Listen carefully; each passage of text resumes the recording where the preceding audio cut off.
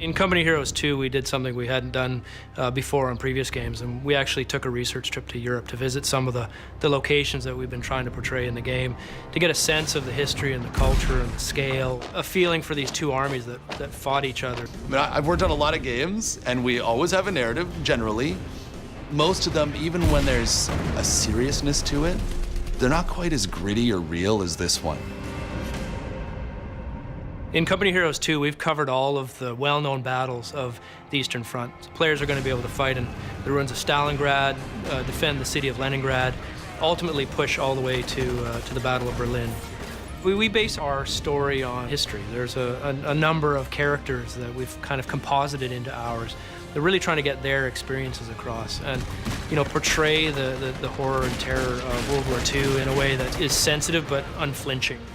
The process for coming up with missions and making them happen, how we get variety like daytime, nighttime, what the actual mechanic is, what the player's going to do on an ongoing basis is huge.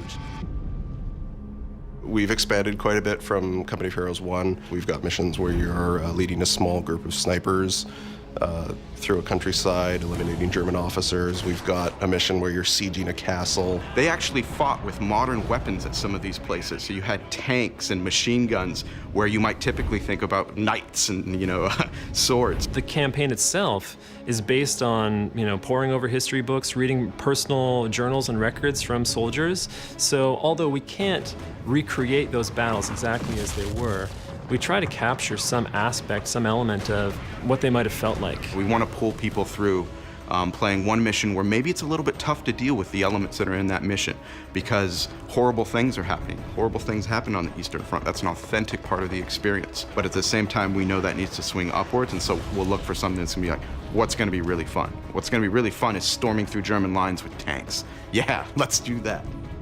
What I love is encapsulating that feel from mission to mission, even beats within mission, to get that swing and flow.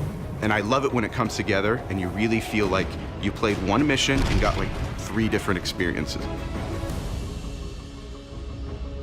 When we talk about the burden of command and the influence of choice on the player, it goes right back to the very basics and how we design the armies. We want to give them choice and make some of these choices really challenging.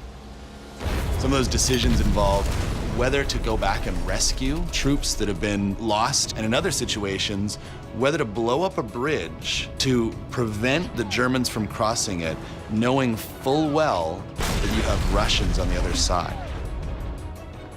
At that point, you're just kind of like, wow, this is a whole different ball game. Theater of war really is something where we're trying to extend the experience and the ways in which you can play the game. And it's sort of just like, we know what happened in real life, so how did you handle it, and can you get the same result?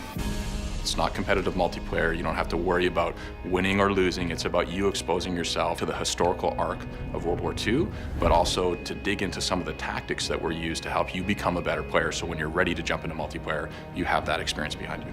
RTSs are inherently abstracted. The camera's up high, and to deliver emotion and the kind of narrative experience that you want in a game is challenging. You're playing from a distance. Often players feel like the hand of God. They feel like they're just kind of controlling these little tiny men, but we wanted the player to feel like each soldier mattered. We have real places with their distinct landmarks. Like when you fight in Berlin, there are places there that you would recognize if you've seen photos of Berlin from that time, or even been there and seen the ruins of those buildings. We put a lot of detail in the battlefield, so you can zoom down and see it. And once you've seen it, you know it's there, and that level of detail, even with the camera pulled up, ties you to the experience, sort of immerses you in the game.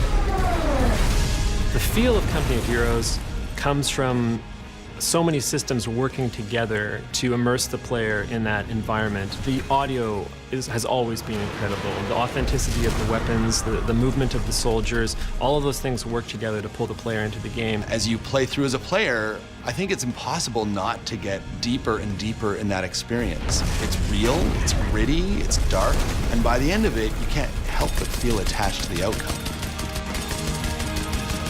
And I think the gamers are going to be very pleased when they get their hands on it.